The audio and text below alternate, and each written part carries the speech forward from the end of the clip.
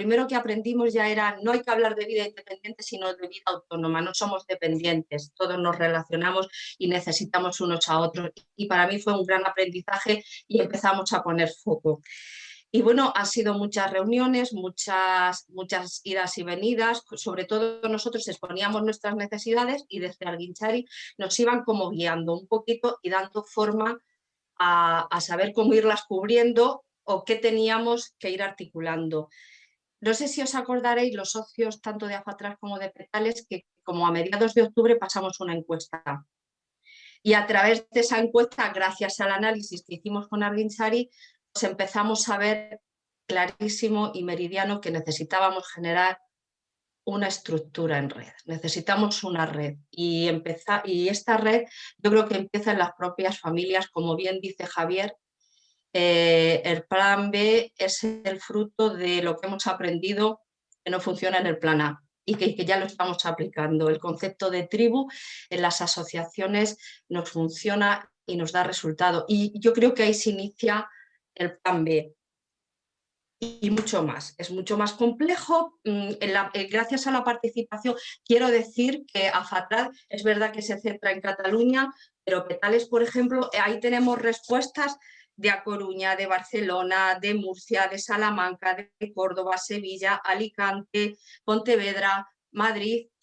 Quiero decir, la necesidad está muy repartida, pero más o menos viene a ser la misma. Hicimos una pregunta en aquella encuesta que también ha sido un poco inicio de esto. ¿Por dónde empezar? En esa encuesta preguntábamos a las familias que por dónde podíamos empezar. Concretamente en Petales, la respuesta que más porcentaje tuvo de aceptación o de ítems, la que más se marcaba era formar a mi hijo o a mi hija en habilidades sociales, gestión del tiempo, control de impulsos. Eso fue lo que más pedimos, pero luego había una segunda opción muy votada, el 59%, comprometerme en un proyecto nuevo, acompañando a otras familias, siendo acompañado por otras familias al mismo tiempo y por profesionales. Y ahí es donde yo creo que se empezó a gestar esta necesidad de empezar a ver lo que hacemos bien y poner el foco en lo que tenemos que remarcar y por dónde tenemos que ir ampliando. Más o menos, yo creo que de una forma muy general sería esto, y yo creo que ya lo importante es que escuchemos a Javier y a su equipo, que son los que más saben de esto y donde va a estar lo interesante de esta charla. Vale, ¿Quieres, pues, Javier? ¿Empiezas tú ya? Empiezo entonces. Pues lo primero es buenas tardes y muchísimas gracias pues una vez más por la confianza que nos manifestáis. Habéis dicho bien, nosotros somos un equipo muy amplio, somos muchas cosas, somos mucha gente y por tanto también parte de lo que vais a oír es el producto de un montón de gente. Y se lo sabe, ¿no? Sino que una de las prerrogativas de nuestra organización es que somos cooperativa, que somos de iniciativa social y por tanto no buscamos el lucro, sino el reparto y la distribución equitativa en base a ideas de economía social. Y bueno, os queremos presentar pues algo que es nuestro debate y también nuestra exploración en el mundo del trabajo con jóvenes, adolescentes, ¿no? Porque nosotros empezamos con niños, pero ya nuestros niños son adultos y algunos padres y ya algunas de las madres y de los padres son abuelos. Entonces, os vamos a presentar de alguna manera pues lo que es nuestra experiencia de los últimos 25 años. Nosotros trabajamos mucho en el ámbito de la protección de menores, sobre todo con familias adoptivas, familias de acogida, pero ya también abiertos a todos los colectivos cada vez más, puesto que las necesidades no son exclusivas y son compartidas. Y bueno, pues esto es un poquito lo que habíamos hablado en las reuniones anteriores y la idea de hoy era, pues, sobre todo, bueno, pues hablar de qué cosas se pueden hacer, pero no partiendo de grandísimas teorías o de gente listísima, sino de la realidad y de la cotidianidad que vivimos, ¿no? Nosotros hemos aprendido bastante, pero fundamentalmente de las familias y de las personas con las que trabajamos, que son los que nos han ido mostrando el camino. Solo hemos tenido que poner la oreja y también nos ha tocado resolver muchas cuestiones de situaciones y de cosas que no están ni descritas ni todavía inventadas, ¿no? Por eso también nos hemos tenido que inventar desde términos a programas, a ideas, a actividades, ¿no? Y bueno, pues de esto es un poquito lo que os queremos hablar, ¿eh? El título, pues bueno, es un título un pelín sugerente, ¿eh? O eso decía Úrsula, que le había extrañado. Bueno, es muy del estilo de los que nos denominamos sistémicos, ¿no? Que a veces buscamos metáforas para intentar describir la realidad, ¿no? Y bueno, el título que nosotros decidimos fue el de la búsqueda de los tesoros escondidos entre los fracasos, ¿no? Y esto es porque, bueno, nos ha tocado trabajar con muchísimas situaciones difíciles y algunas complicadas y algunas prácticamente imposibles, y muchas de ellas descritas y definidas como fracasos. Pero a lo largo de los años hemos ido viendo que siempre hay un montón de experiencias rescatables, ¿eh? Y un montón de cosas bien hechas que habitualmente la gente no ve, no valora, o en los sistemas comunitarios y de recursos con los que estamos y con los que vivimos, resulta que no nos lo señalan o que no nos los dicen, ¿no? Pues un poco mirando los perfiles de las familias y de los chavales que, bueno, pues que son los hijos e hijas de vuestras organizaciones, las familias de vuestras organizaciones, lo que vemos es que, bueno, las familias y los chicos y chicas han probado de todo. Han estado con todo tipo de personas, de gente, de recursos, y, bueno, pues muchas veces no han encontrado la solución, ¿no? Bueno, nosotros hemos visto que igual no encontraron la solución final o definitiva, pero sí hay un montón de experiencias útiles, de experiencias reales y concretas que no podríamos tachar de fracaso, ¿eh? Y esto es un poquito lo que nosotros hemos ido trabajando, estructurando, elaborando, y en última instancia lo que también proponemos como contenidos o como base para el trabajo en lo que, bueno, pues muy acertadamente habéis llamado plan B, ¿no? El plan B como eso que se tiene cuando el plan A, que se supone que es el bueno, no funciona, ¿eh? Bueno, pues el plan bueno para nosotros y nosotras probablemente va a ser el plan B. El plan B es el plan bueno porque el plan A nos ha demostrado que no, ¿eh? Y bueno, sobre esto es un poquito sobre lo que queremos hablar, ¿no? Os voy a presentar también algunas fichitas a través de algún PowerPoint, un poquito para que también veáis algunos dibujos, algunos anagramas, algunas estrategias. Un segundito.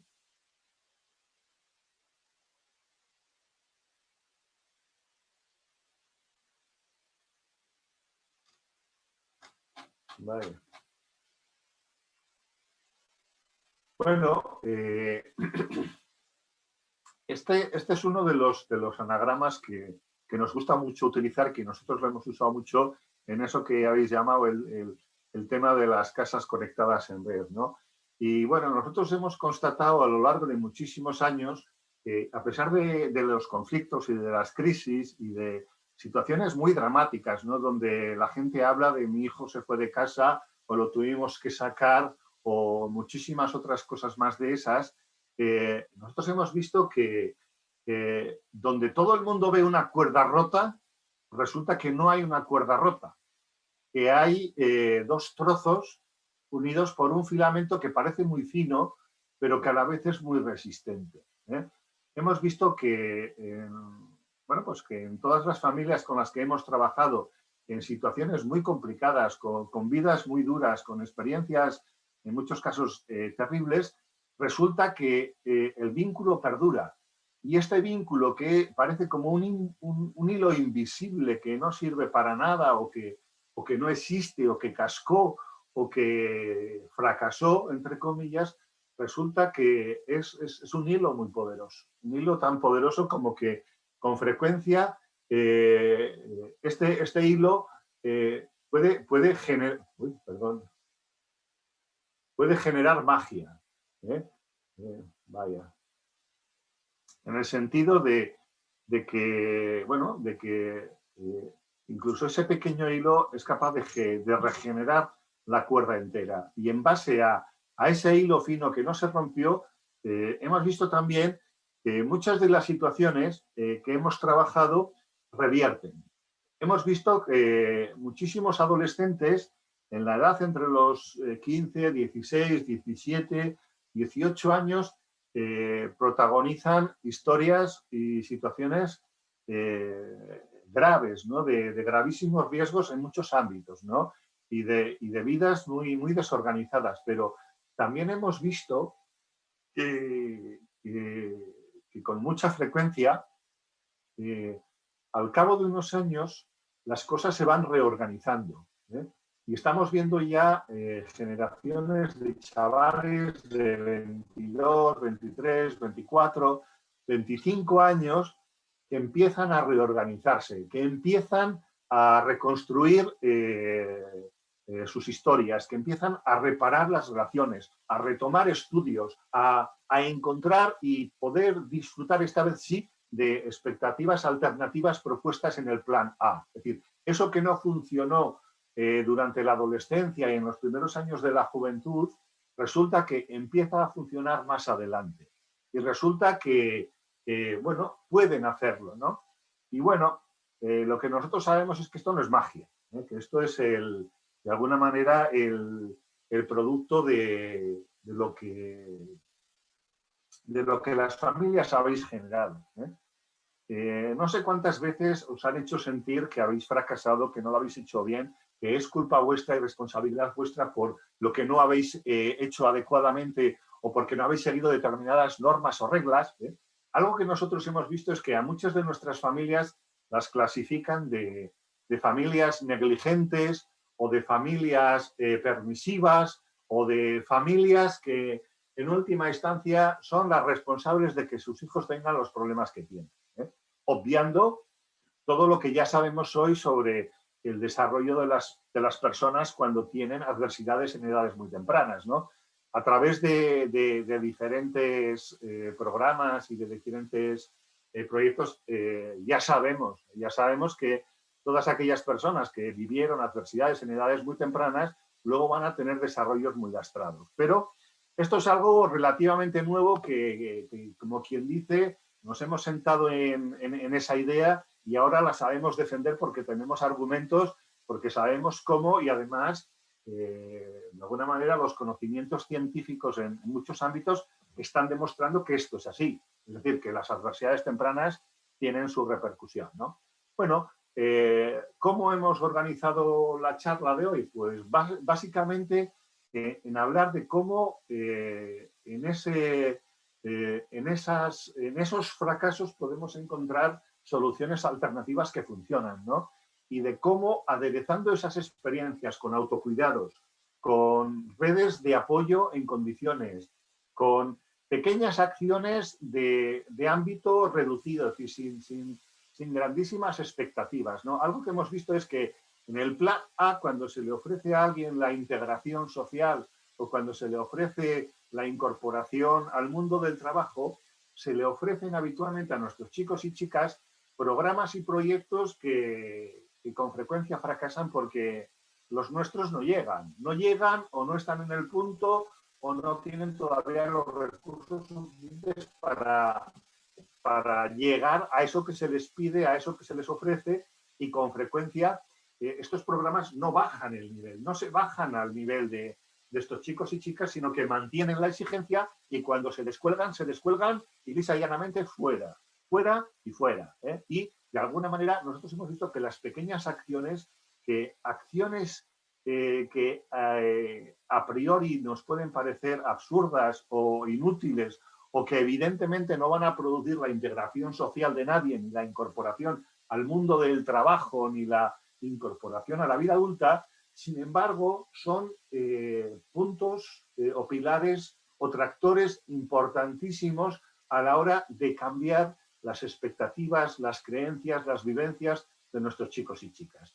Hay pequeñas actividades que tienen un significado enorme y que tienen un valor reparador importantísimo porque, como dice, o bueno, como yo le oía a Mónica, otra de las compañeras que hoy no puede estar, pero bueno, que está en este equipo de trabajo, las píldoras de esperanza. La importancia que tienen las píldoras de esperanza. Es decir, no te vamos a dar un menú ni un tratamiento completo, te vamos a dar una píldorita. Y una píldora puede tener a veces efectos increíbles y efectos que nosotros hemos comprobado, como a lo largo de los muchos años que llevamos, chavales que han participado en acciones puntuales y pequeñas se enganchan. Y se enganchan porque vivieron aquella experiencia en la cual descubrieron que podían hacer algo más, que no eran tan inútiles, que además el hacer en grupo y el hacer con otros es divertido y productivo.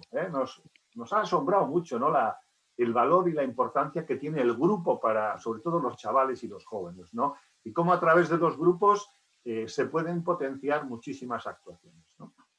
Luego también algo que hemos observado de una forma increíble es la importancia de la presencia parental militante. Y como ejemplo, pues ahí estáis, las dos organizaciones que hoy protagonizáis este encuentro, ¿no? El cómo pues mayoritariamente sois padres y madres, fundamentalmente madres, muy militantes en cuanto a que no tiramos la toalla por nuestros hijos y seguimos al pie del cañón y en la brecha para buscar donde sea, los recursos que sean, cuando sea y de la manera que sea, ¿no? Aquí nadie se rinde, ¿no? Y bueno, algo que también nosotros estamos descubriendo en los últimos años y que también tiene que ver con nuestras prácticas y con programas que hemos desarrollado es el cómo también podemos afrontar los conflictos y las situaciones, incluso las propuestas para el progreso a la incorporación de la vida adulta de nuestros hijos e hijas, de los jóvenes y adolescentes, también mediante estrategias no violentas y modos no violentos de confrontar y de enfrentar los conflictos. Estamos viendo que hay por ahí propuestas que, bueno, que nosotros ahora estamos también trabajando, donde hay mecanismos para enfrentarse a los conflictos de otra manera, para instaurar y reparar la autoridad parental dañada, que esto también es algo muy característico de muchas de las familias con las que trabajamos y que también entendemos que os podéis encontrar en los entornos de Pétales y de Ajatrac, ¿no? Familias capaces, familias con habilidades y recursos, pero también a veces muy lastrados por estrategias que no funcionan, que no son adecuadas y que muchas veces calientan innecesariamente el ambiente o derivan el ambiente hacia posiciones de mucho riesgo. Y es en la combinación de todos estos elementos donde surge el plan B. El plan B no es más que esa compilación de ideas que tienen que ver con las buenas prácticas que las familias siempre han tenido y habéis tenido, pero además aderezadas con una estructura más organizada que nos facilite progresar de mejor manera, ¿no? Esto es un poquito lo que hemos estado trabajando, igual de una manera todavía muy abstracta porque cuesta verlo, pero en sustancia es esto, es el que no hay que inventar el mundo ni descubrir la luna, que ya está. Muchas familias ya han desarrollado un sinfín de experiencias que si juntamos todas las experiencias de todas las familias, de todos los chavales, de todos los chicos y chicas que están en nuestros entornos, vemos que ahí hay muchas cosas, que ahí hay muchas propuestas, que incluso el chico o la chica más desastrado son capaces de tener ámbitos de éxito, cosas que han hecho bien y, por supuesto, también cosas que también su familia ha hecho bien. Pero cuando hay un fracaso, todo eso desaparece, todo eso se borra, todo eso no se tiene en cuenta, todo eso no sirve para nada y la sensación es que hemos perdido el tiempo. Nosotros hemos visto a muchas familias cansadas, agotadas, sin ideas, sin saber por dónde tirar, incapaces también, sobre todo, de ver lo que sí han conseguido, de valorar cosas que sí han hecho, ¿no? E incluso nos asombra con frecuencia el modo en que se ningunea este tipo de experiencias o este tipo de vivencias, ¿no? Cuando son experiencias y vivencias que podrían servirnos para reconstruir poquito a poco, a otra velocidad, a otro ritmo, de otras maneras, esos proyectos, esos programas que van a conducir a los chicos y chicas a esa vida adulta. Bueno, el perfil de los chicos y chicas que nos habéis hablado no me voy a extender mucho porque son cosas como muy sencillitas. En el estudio que elaborasteis, en esa encuesta donde hablabais de las situaciones que estaban viviendo vuestros hijos e hijas y también pues un poquito cuáles eran vuestras necesidades y demandas y puntos de interés, veíamos claramente que estamos hablando de muchos chicos y chicas con problemas de salud mental, con diagnósticos que muchas veces están sesgados, son incompletos, donde se empezaron tratamientos que podían ser inadecuados o donde en muchos casos sencillamente nunca hubo un tratamiento porque no se encontró la manera de hacerles llegar a determinados recursos preparados para un tipo de población, pero no para otros. Es decir, una experiencia de nuestras familias es que nuestros chicos y chicas no caben en una buena parte de los recursos que la comunidad desarrolla e inventa para conseguir las cosas, ¿no? Perdón, me he ido, Bueno, hemos visto también muchos chicos y chicas donde se da un fracaso escolar, donde hay una inactividad, el famoso ni estudia ni trabaja, paro, no hay estudios.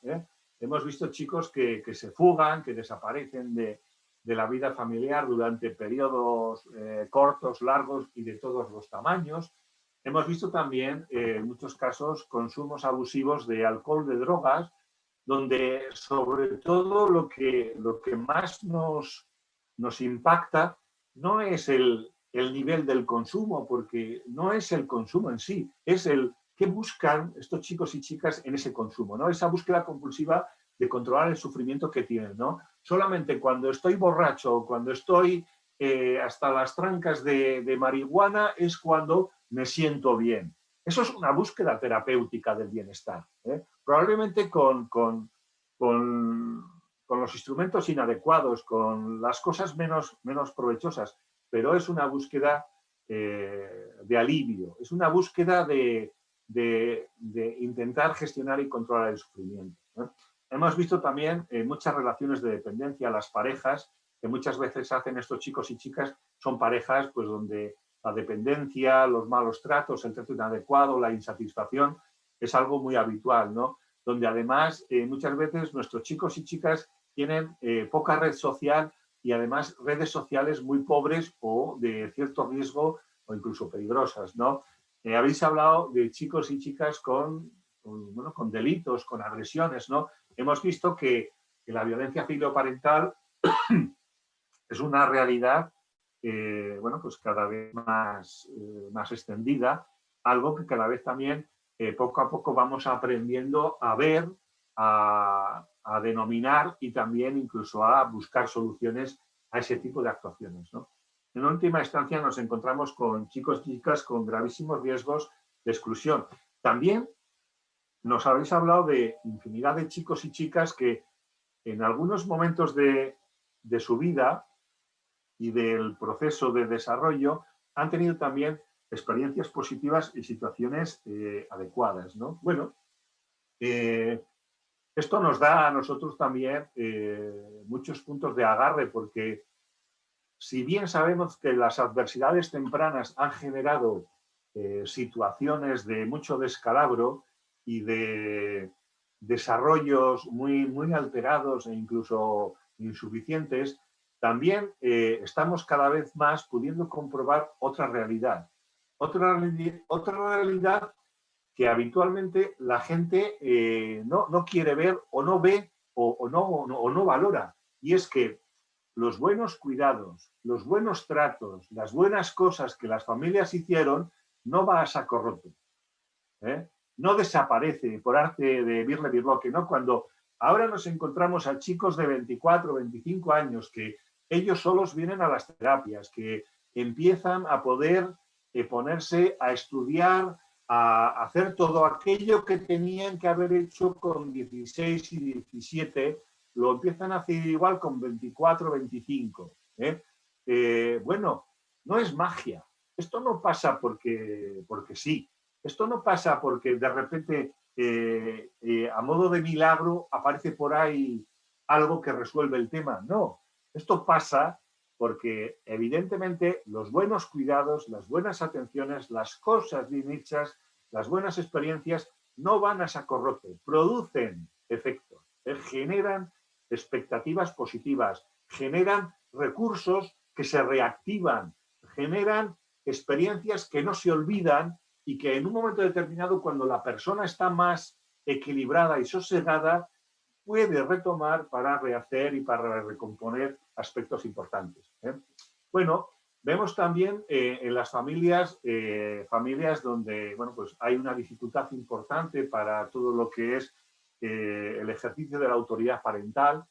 Hemos hablado de las expresiones de violencia filoparental, que muchas veces las familias no ven, o no ven o no pueden ver porque a veces, o con mucha frecuencia, la violencia filoparental solamente se asocia a la paliza, al bofetón y a la agresión física, cuando hay un montón de otras situaciones donde no es así, donde no hace falta que llegue la violencia física, donde las amenazas, el chantaje, la desobediencia, los robos, los incumplimientos, las fugas, hay infinidad de otros modos de violencia filoparental que no se ven. Que no se ven o no se valoran o se tapan con la expresión de es que tiene un carácter muy fuerte. No, no es un carácter fuerte, es violencia. Es violencia ejercida para, a través del poder, controlar a la familia y hacer uno lo que le da la gana o lo que quiere, ¿no? Con ese objetivo, no es que eso forma parte del carácter. Pero la gente habla del carácter cuando son cosas que no tienen que ver con el carácter, sino con el poder, con la búsqueda y el ejercicio del poder. Y del poder para utilizarlo de un modo adecuado. Bueno, hemos visto también que en muchas familias se han producido ya separaciones de los chicos y chicas, separaciones pues a veces dolorosas, procesos de institucionalización en centros de acogida de la red de protección, en centros de la red privada, en muchas situaciones de estas donde las personas casi lo viven como el fin del mundo. Que un hijo adolescente tenga que ir a un centro de acogida muchas veces es vivido como un fracaso. E incluso muchos profesionales lo califican así. Bueno, en nuestra realidad no es así. Es decir, eso no es más que una parte más del proceso de la vida de muchos chavales y de muchas familias, el que toca separarse, toca generar distancia y con frecuencia en esa distancia se generan acercamientos. Esta es la esencia del proyecto de Casas en Red. Cuando vinisteis a preguntarnos por él, no es más que esto, el buscar distancia física para generar posteriormente cercanía emocional. Porque en la distancia física apegotonada, muchas veces las personas no se pueden encontrar, solo pelean. Y cuando se separan, pueden empezar a echarse de menos y a funcionar de otra manera y a relacionarse de otra manera.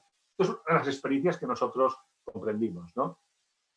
Hemos visto también que las familias con las que hemos trabajado no son familias desestructuradas, fracasadas o sin posibilidades o recursos.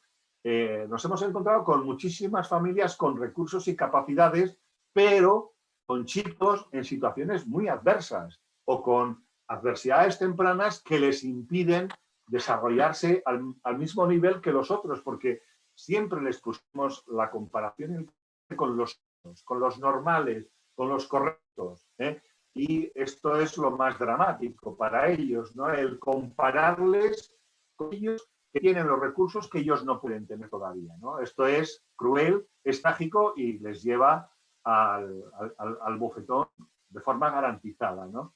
Nosotros hemos visto que muchas de las familias, la mayor parte de las familias con las que trabajamos no son familias marginales, ¿eh? Pero sí son familias cansadas, dolidas, muchas veces desesperadas, con un sentimiento de fracaso y de impotencia muy alto, ¿no?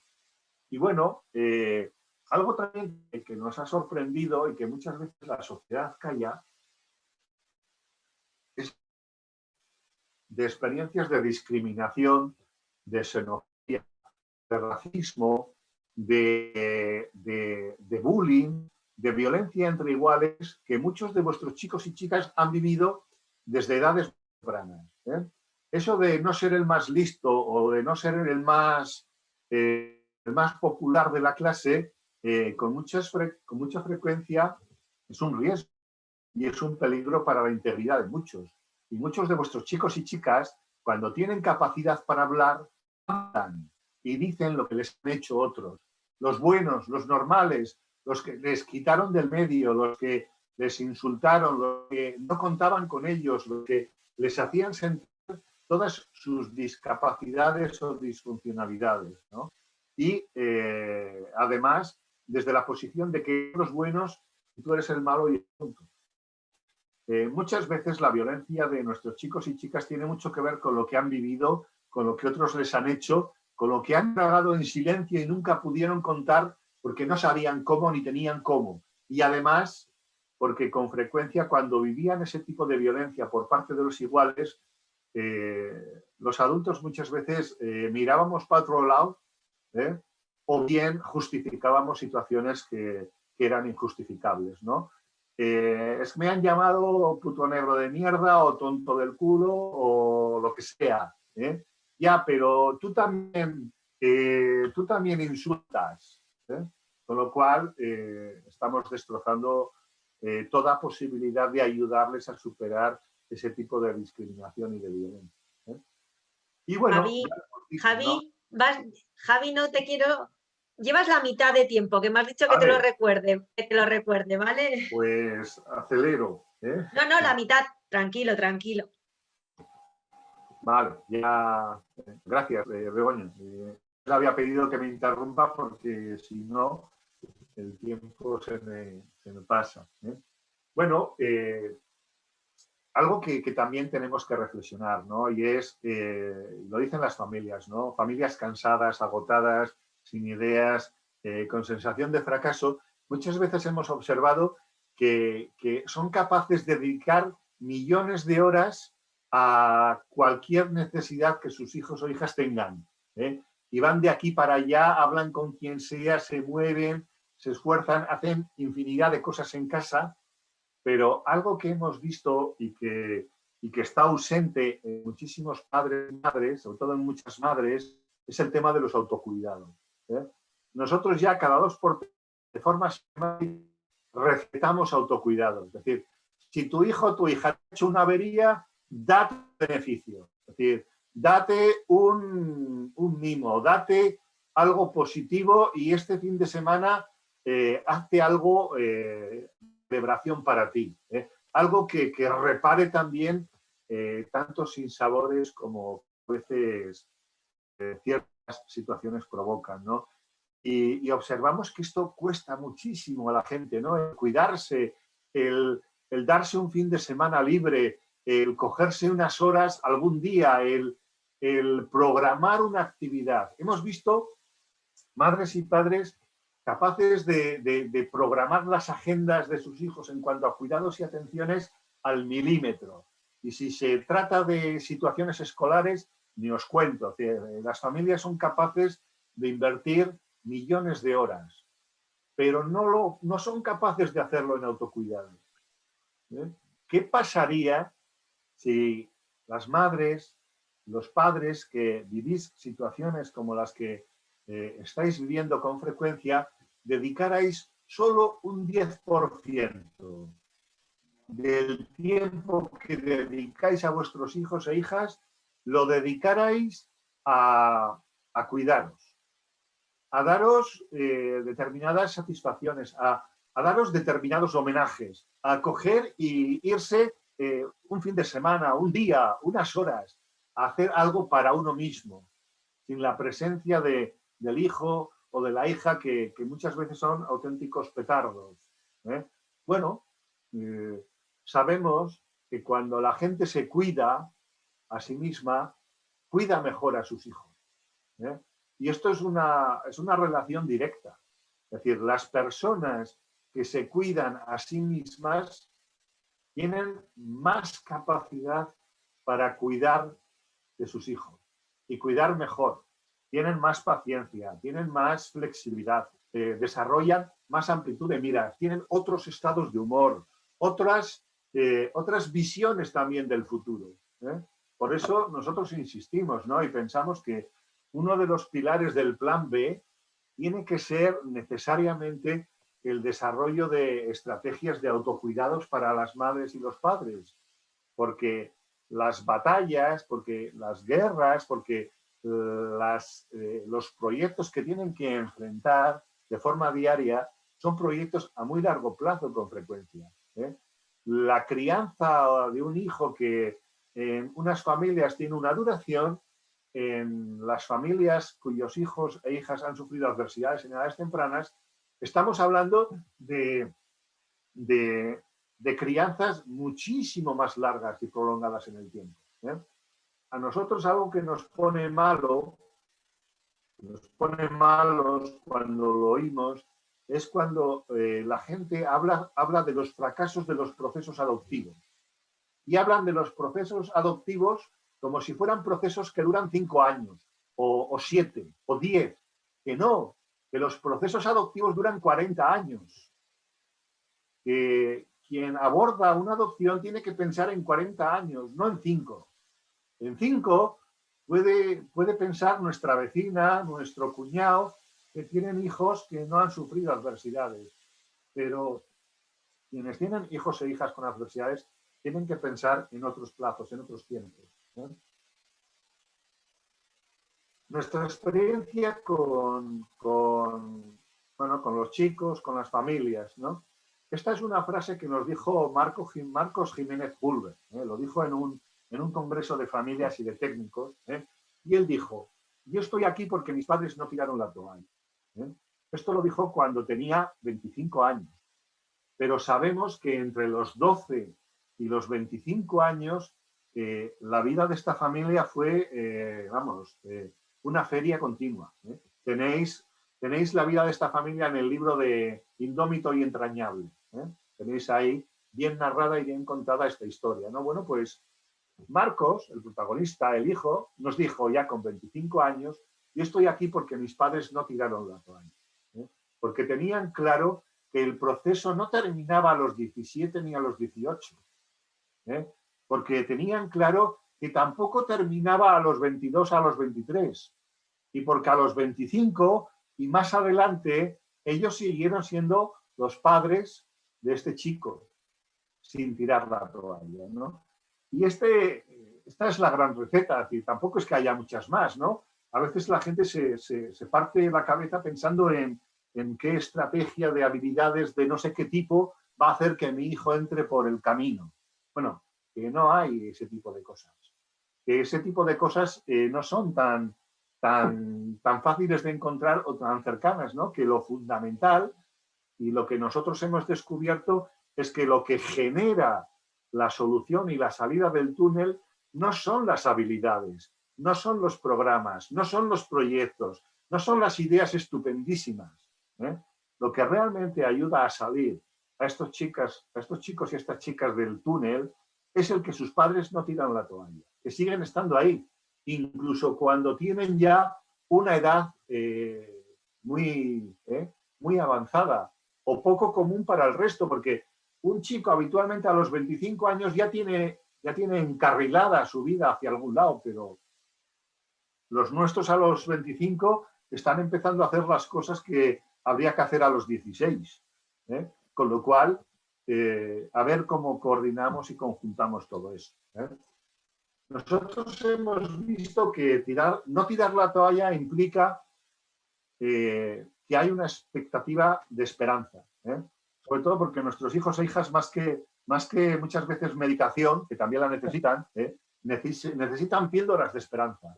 Esperanza en el futuro, el pensar, saber y creer que hay una salida a pesar de todo, ¿no? También sabemos que no tirar la toalla significa aprender a enfrentar los conflictos de otra manera, sin calentarlos innecesariamente. Padres y madres con hijos en situación de dificultad y adversidades en edades tempranas muchas veces se desgañitan repitiendo y repitiendo los mismos mensajes. No hace falta. No hace falta, es innecesario y muchas veces los hijos e hijas saben lo que vas a decir 20 minutos antes de que empieces a hablar.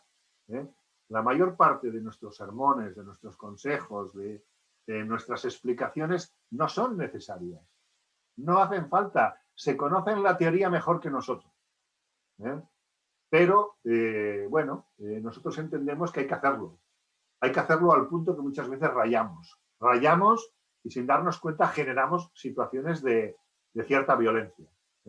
Bueno, sabemos que cuando los conflictos se hacen de un modo no caliente, las cosas funcionan. Y cuando decimos no caliente, estamos hablando del ejercicio de la no violencia.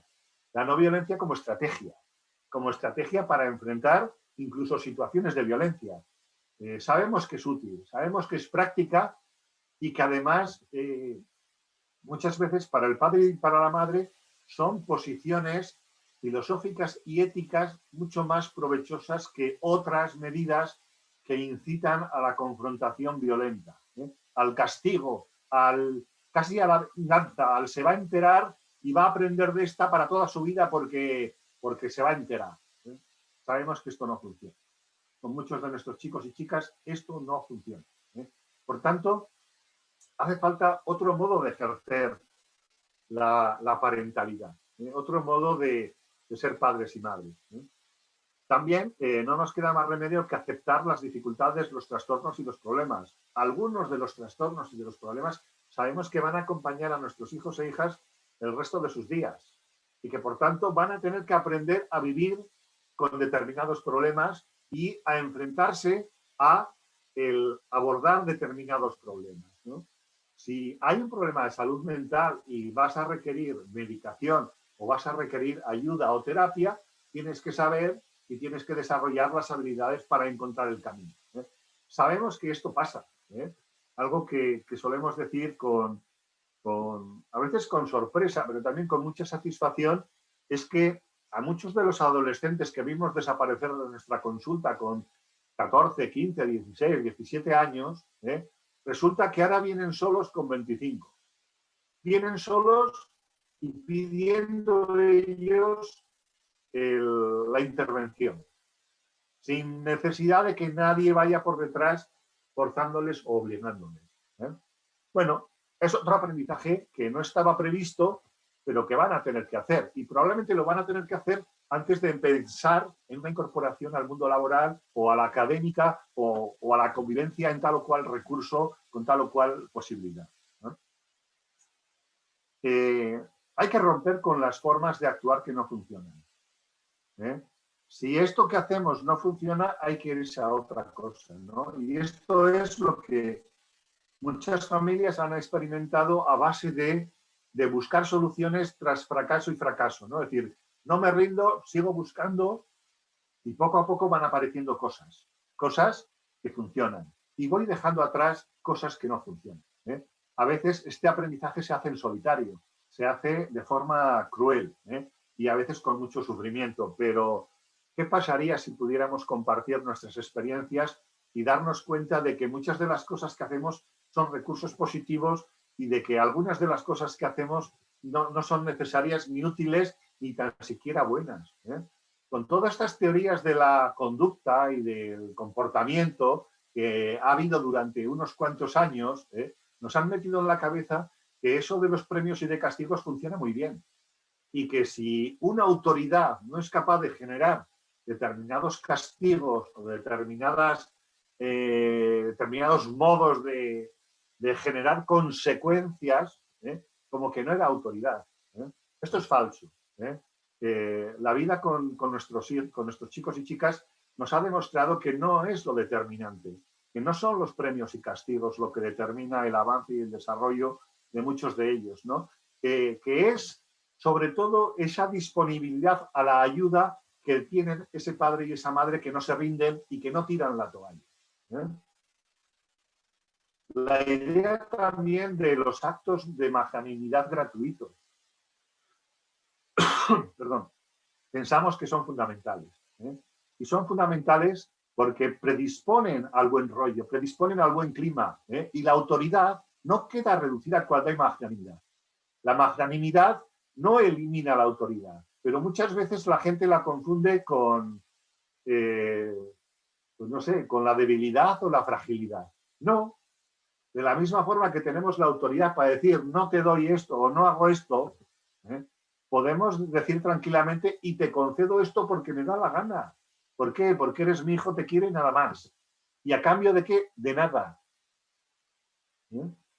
Porque muchas veces en ese tipo de negociaciones la gente entra en situaciones de chantaje o de incluso a veces amenazas, ¿no? Bueno, la idea también de que además de la magnanimidad y de los actos gratuitos, también la oferta de ayuda incondicional. Y la incondicionalidad no es aceptar cualquier tipo de condiciones que quiera poner la persona joven conflictiva. No estamos hablando de bajada de pantalones, estamos hablando de la aceptación incondicional. Yo te acepto y te quiero porque sí. Y eso no significa que admita o que tolere algunas de tus actividades, de tus comportamientos o de tus acciones. Significa simplemente que te acepto y que te quiero y que tengo la esperanza de que todo esto va a resolverse o va a ir saliendo adelante poco a poco, ¿no? La idea también de que hacen falta planes B, pero también en nuestra experiencia hemos tenido que hacer planes con las letras de todo el abecedario, porque puede que no sea suficiente. El plan B al final es el recopilatorio de todos los planes A, B, C, D, E, F, G que hemos ido desarrollando y de los cuales también podemos sacar experiencias en positivo. Aquí tenéis el esquema de casas en red. En definitiva, no era más que un modo de generar cierta distancia entre padres e hijos para facilitar la relación, para facilitar un cambio en la relación con otros modos. Y esto lo conseguíamos y lo conseguimos sacando a los chicos de casa a experiencias de compartir piso, de vida autónoma, con apoyo, de vida semiautónoma, donde van experimentando el hacerse cargo de sí mismos y también donde aprenden algo muy importante, que es echar de menos a sus padres y madres. Porque con frecuencia estos chicos echan de más, es decir, sienten que les sobras, pero no les sobras. Pero de esto se van a dar cuenta cuando no te tengan, cuando no puedan abusar de ti y utilizar impunemente todos los recursos familiares sin ningún tipo de contrapartida, cuando vean que para comer hay que hacerse la comida y para ir limpio hay que lavarse la ropa, entonces empiezan a pasar cosas. Y pasan cosas muy interesantes. Por eso también esta experiencia de vida semiautónoma con apoyo, con ayuda, con supervisión y vigilancia parental y técnica nos ha dado muchísimas pistas de cómo conseguir cosas. Nosotros hemos desarrollado también un sinfín también de otras experiencias que, bueno, pues con más tiempo y dedicación os podríamos enseñar, ¿no? Por ejemplo, una de ellas que ya lleva 4 o 5 años y que si queréis las próximas Navidades os invitamos a reciclarla y a producirla en vuestros respectivos lugares, es la del mazacó. El mazacó es el mazapán cooperativo.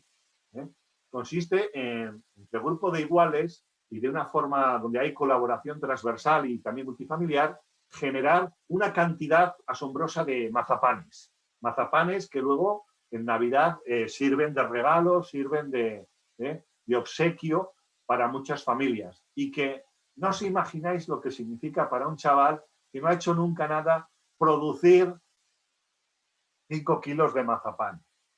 5 kilos de mazapán que va a tener que repartir, revender, redistribuir entre los suyos. Bueno, esto sabemos que genera cosas. Y además lo hacen en grupo. Lo hacen con la ayuda de adultos. En nuestros programas de Mazacop colaboran las familias, colaboran los profesionales. Hemos pedido también la colaboración de técnicos de la administración. Han venido a colaborar en algún momento también algún político. Y bueno, vienen a meter la mano en la masa, pero en la masa del mazapán. Y ahí pasan cosas. El mazapán es un producto muy sencillo y además cuando se hace de forma artesanal es sabroso. Nosotros nos jactamos de hacer el mejor mazapán del mundo. Y bueno, lo hemos hecho ya durante 4 o 5 años en multitud de experiencias muy diversas. Os podemos contar cosas que han hecho chicos y chicas por los cuales habitualmente nadie da un duro. Y han sido capaces de hacer cosas. Tenemos sus testimonios, sabemos el valor que para ellos tiene hacer estas cosas en grupo. Y de esta manera también, en su momento, desarrollamos el Amaiketako. El Amaiketako es una palabra vasca que significa almuerzo. Es esa comida que se hace a las 11 de la mañana. Amaiketako se llama. Bueno, pues hicimos un grupito que hacíamos almuerzos de mañana los días de cumpleaños en nuestra oficina.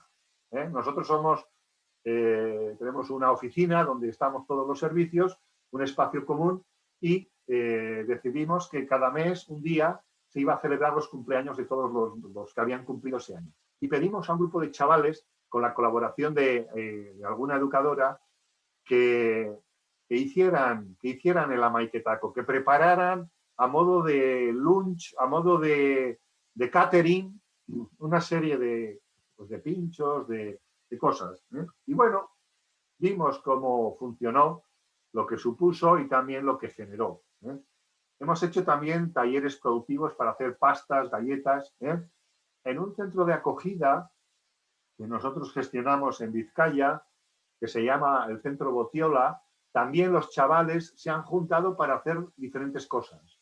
Y en su momento hicieron pastas de coco, y hicieron mazapán también, y han empezado a hacer también mermelada. En el jardín, en la huerta, deben de tener un par de naranjos inútiles y resulta que han convertido las naranjas en mermelada.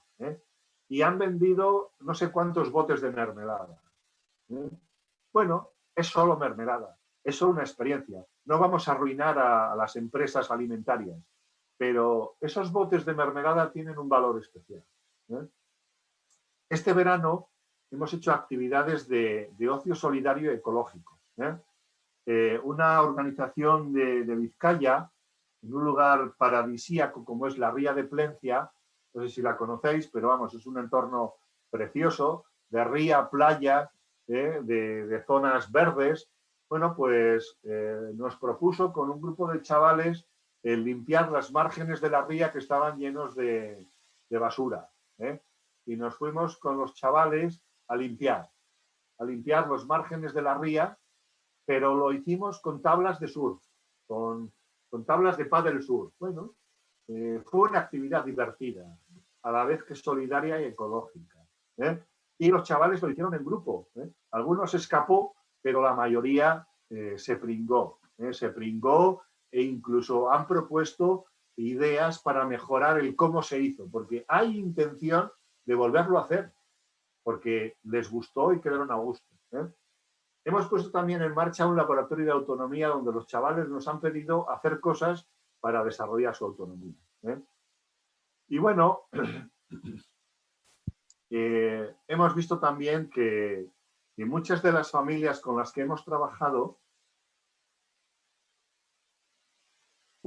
a lo largo de los años, han ido generando redes, grupos de autoayuda, donde surgen experiencias muy interesantes en las que unas madres, unos padres ayudan a unos hijos, otros hijos, de forma transversal y de una forma también multifamiliar. Es muy interesante el cómo las propias familias, al estilo de lo que ya hacéis en AFATRAC y en Pétales, van encontrando también acciones y actividades de autoayuda.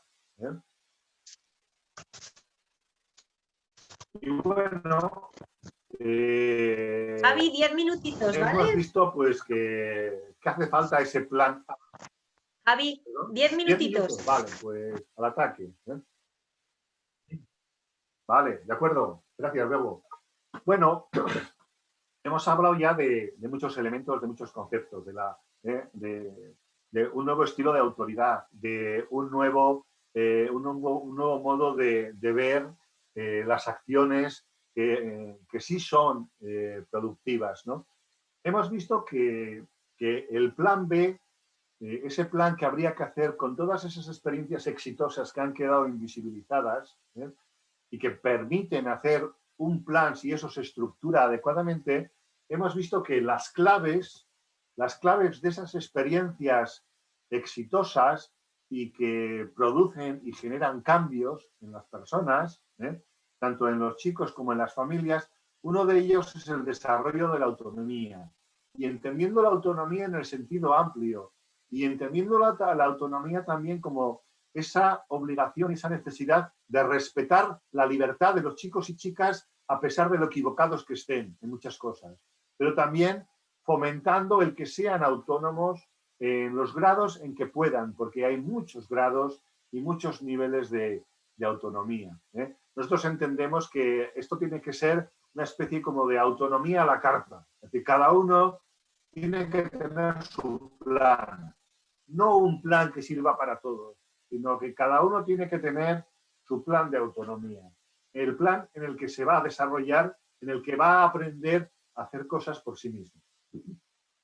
Hemos visto también que otro de los pilares del plan B tiene que ser el trabajo colectivo, el ser capaces de construir redes de apoyo mutuo, al estilo de lo que yo estoy convencido que en AFATRAC y en Pétales surge de modo natural. Cada vez que hacéis talleres, cada vez que os encontráis en determinados espacios, intercambiáis experiencias y con frecuencia os prestáis ayuda, asesoramiento y apoyo. Y en algunas cosas, en algunos momentos incluso hacéis cosas juntos. Bueno, esto es una joya. Esto es una solución. Esto es parte también de la solución del problema, pero muchas veces no se ve.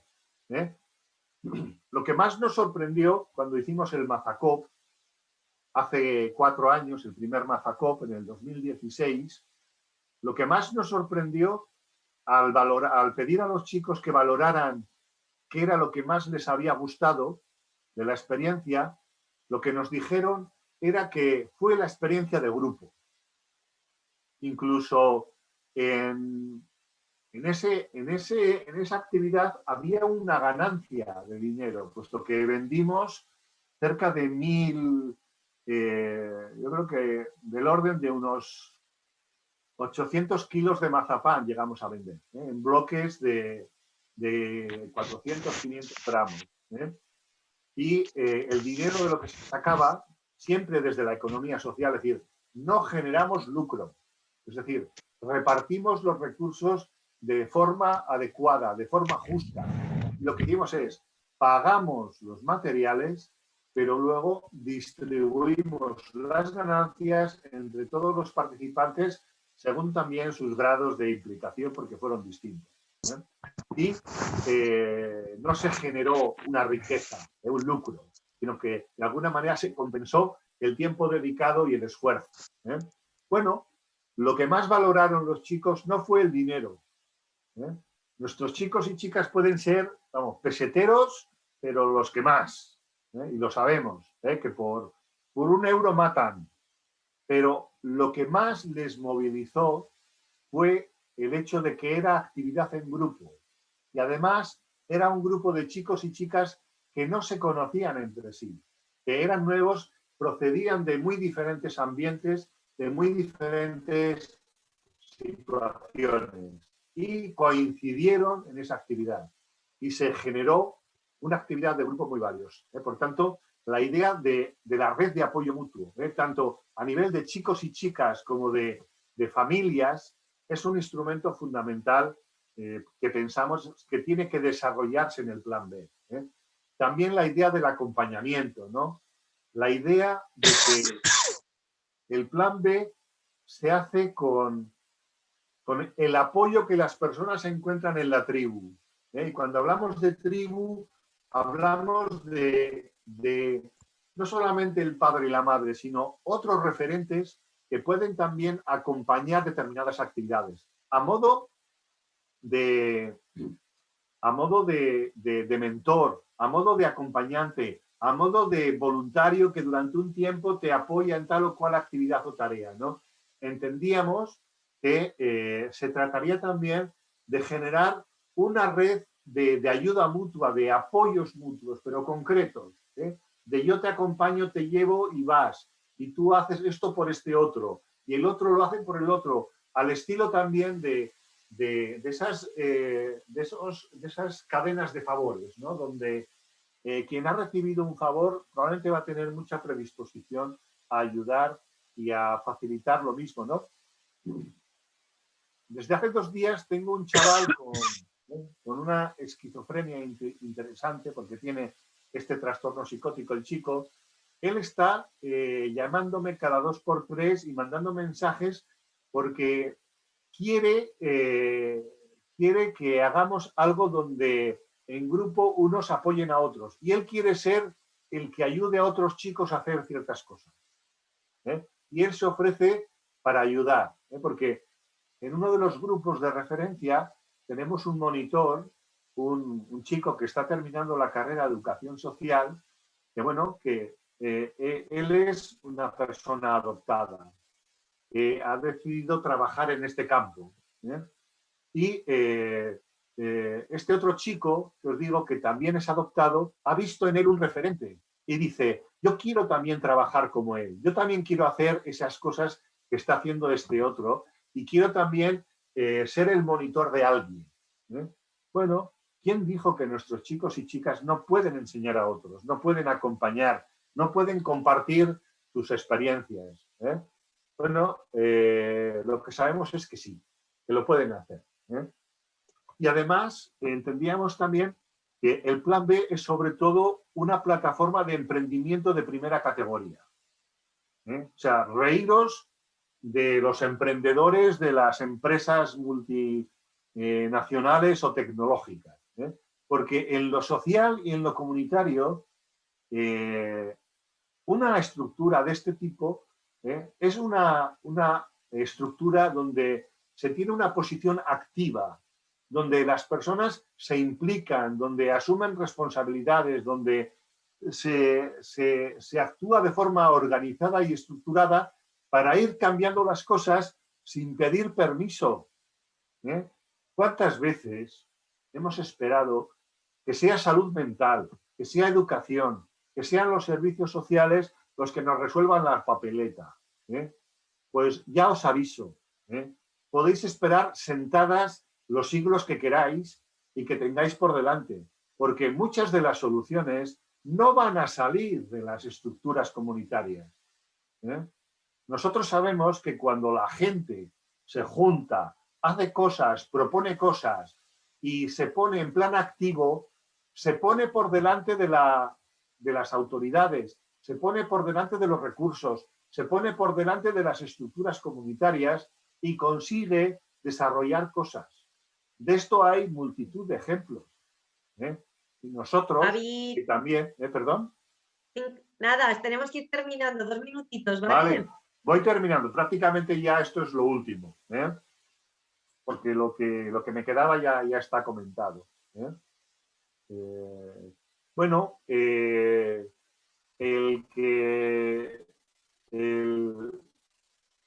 defender y promover una estructura donde la gente por su cuenta vaya haciendo cosas. Y ya os garantizo yo, porque esta experiencia la tenemos en Aguinchari desde hace más de 40 años. Aguinchari ya es una organización que supera los 40 años. Y siempre hemos visto que allá donde hay buenas ideas y una buena organización y una organización dispuesta, llegan las ayudas de forma, vamos, que no os imagináis lo meteórico que llegan las ayudas cuando los bancos, cuando las autoridades ven proyectos buenos y viables y además prácticos. Es decir, cualquier buena idea, cualquier buen proyecto va a ser apoyado, va a ser financiado. Es decir, no tenemos problemas de recursos económicos, eso es mentira. Lo que tenemos es falta de ideas buenas, de ideas prácticas y de ideas útiles. Pero allá donde hay ideas útiles y prácticas, surgen los recursos. Ya sé que no es de modo automático, que luego hay que hacerlo bien, pero esto es lo que implica la posición activa. El que no vamos a esperar que nos lo hagan, que hay que hacerlo. ¿Para qué? Para que otros luego también lo quieran hacer y para que luego generemos el discurso, los contenidos, el ambiente, las leyes, las estructuras superiores que hagan falta.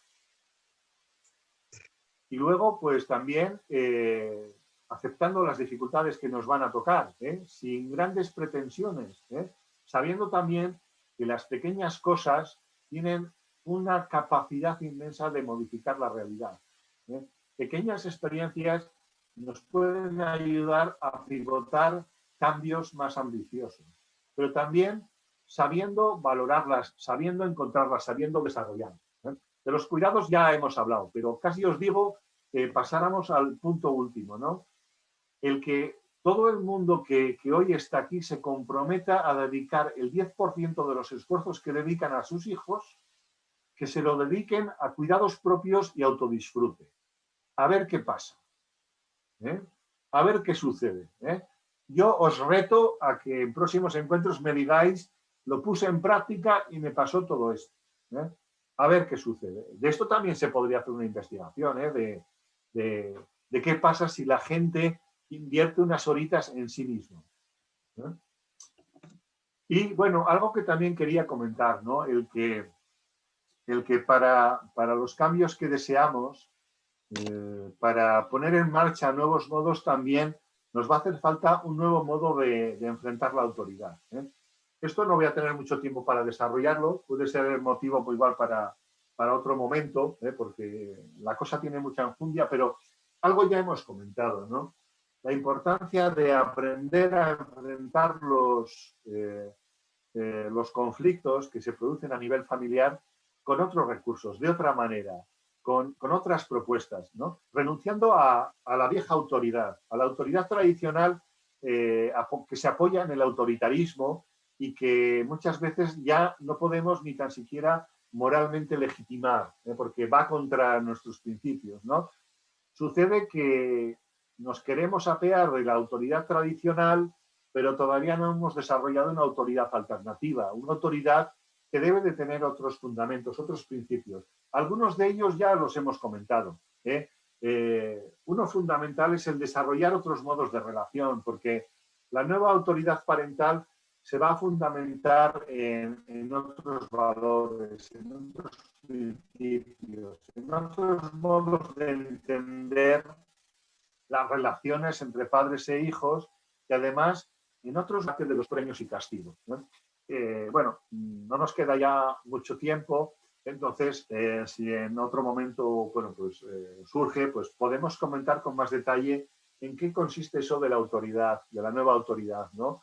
Allá donde implementemos una autoridad donde lo que vamos a valorar sobre todo no es el poder de la sumisión, de la obediencia, del aquí mando y aquí se hace, o el poder de la inmediatez, de que si no haces lo que yo te digo, tal que ya, entonces ya no tengo autoridad, ¿no? Y si no, hay que probar otros modos de ejercer la autoridad.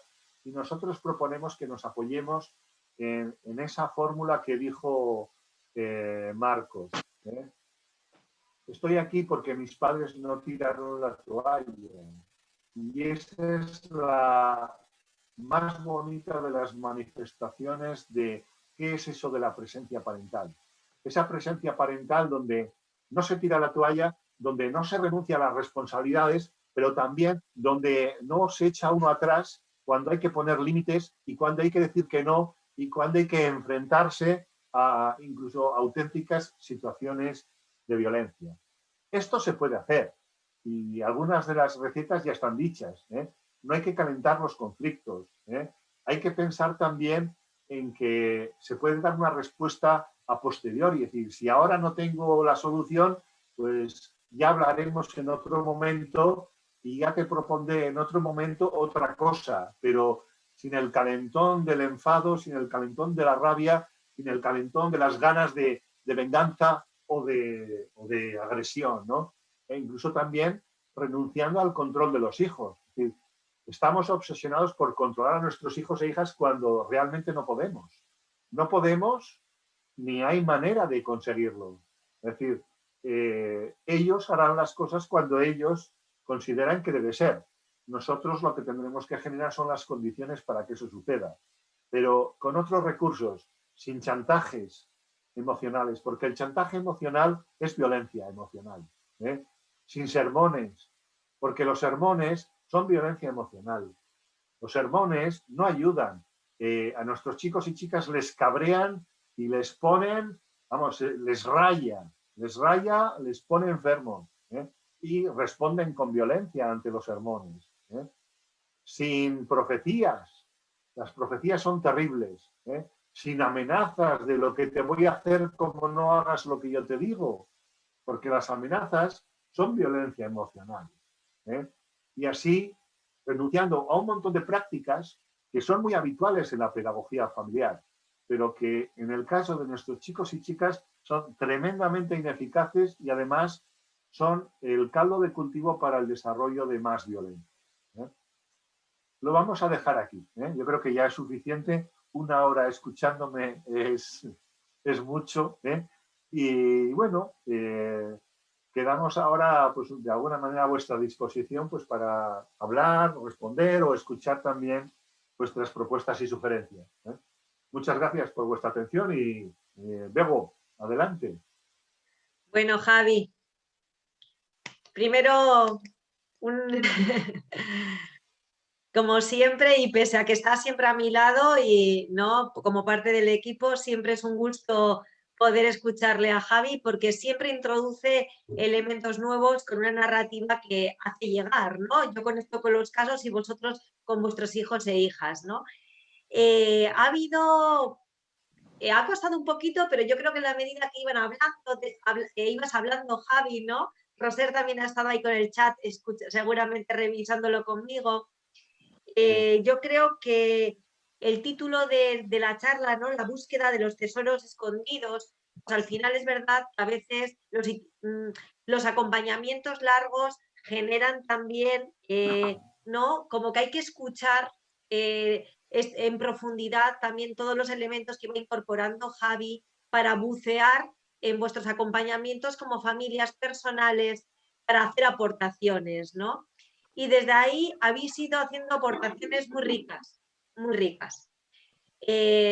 Porque claro, Javier hablaba, ¿no? de las experiencias no visibles, cómo hay que visibilizarlas, porque todas las familias, y nosotros acompañamos a muchas familias y de muchas asociaciones y durante muchos años y con muchos grupos, tanto con los niños, con los jóvenes adultos como con las familias, en acompañamientos muy, muy largos, es decir, de muchos años y a veces no interrumpidos, ¿vale? Tenemos las dos experiencias.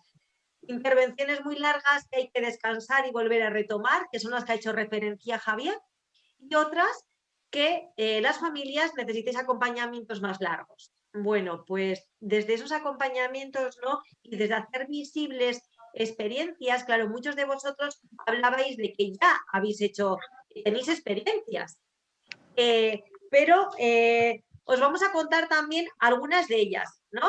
Casi al final, voy a empezar casi por el final, pero luego vuelvo al principio de las aportaciones. Iba a haber hecho una dinámica por grupos, pero yo creo que como ha habido tantas cosas, ¿no? Roser, si te parece, y tanta información, algunas de las preguntas yo las lanzo y vamos comentando y otras os voy a dar voz. ¿Os parece? Si en lo de dar voz alguien no se anima, la leo yo o la comento yo, sin problemas. Es para que también os sintáis como partícipes, ¿no? Porque al final es un diálogo, no es una ponencia al uso. Y también queremos, ¿no? Yo creo que desde Afatrac y Pétales han hecho mucho esfuerzo a través de esos cuestionarios de recoger vuestra experiencia, vuestra sensibilidad, y desde ahí también poderos escuchar. Yo creo que es lo más importante, ¿no? Saber escuchar a las familias. Desde esa propuesta inicial que hacemos, ¿no? Y que antes me decía Úrsula, ¿no? Y sí, de acuerdo, o sea, no como itinerario, ¿no? Sino con construyendo fórmulas que vamos a ir construyendo entre todos, ¿no? En ese empezar desde el final, hablabais también, porque Javier ha insistido mucho, con el tema del autocuidado. Autocuidado que en esta ocasión Javier lo ha señalado e incidido más en las figuras cuidadoras, ¿no? Y parentales. Algunas de vosotras decíais, qué difícil es esto de autocuidarse, ¿no? Porque parece que estamos, bueno, estoy poniendo un poco mis palabras, ¿no?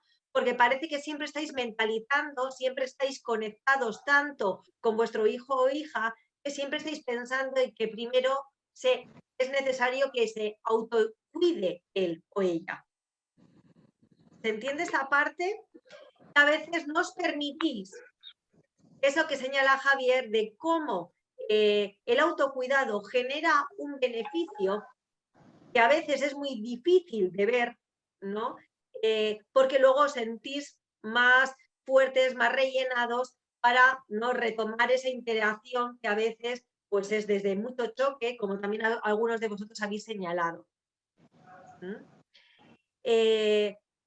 Nosotros tenemos experiencias, ¿verdad, Javi? Porque Javier, Alberto Rodríguez, Nerea Urizar, es decir, somos equipo y trabajamos con muchos grupos, ¿no? Muchos que, como habéis ido señalando, ya no son adolescentes, porque decíais, jo, eso de la experiencia COP suena muy bien, pero claro, eso con nuestros hijos que son más mayores, difícil lo vemos, ¿no? Es verdad que algunos de esos, nosotros llevamos muchos grupos ya de jóvenes adultos, es decir, fueron preadolescentes, luego adolescentes, luego tenemos adultos 1, que es hasta los 21, ya tenemos adultos 2, que es hasta los 25, y ahora estamos pensando, ¿no?, en dar continuidad a eso. Y es verdad que el autocuidado es un elemento fundamental, y nos lo creemos realmente, porque cuesta muchísimo, ¿vale?, interiorizar el autocuidado, generar fórmulas de creatividad para el autocuidado. Y eso también es verdad que los grupos ayudan un montón. Hemos vivido situaciones donde no os atrevíais a hacer nada nuevo, nada que se saliese de la rutina, y también en la medida que habéis, ¿no?, hablado de emancipación. Bueno, emancipación os decíais, nos gusta más el título de la charla de Javier, ¿no? Es verdad que emancipación quizás no sería la palabra como más clave, ¿no? Pero quizás sí como autonomía, ¿no? Lo que estamos pensando con esta propuesta es generar fórmulas y procesos de autonomía, pero autonomías entendidas también como interdependencia, como dejarse ayudar. Y cuando los cuidadores y los aitas y las amas estáis más cuidados, estos procesos sabemos que se van construyendo mejor.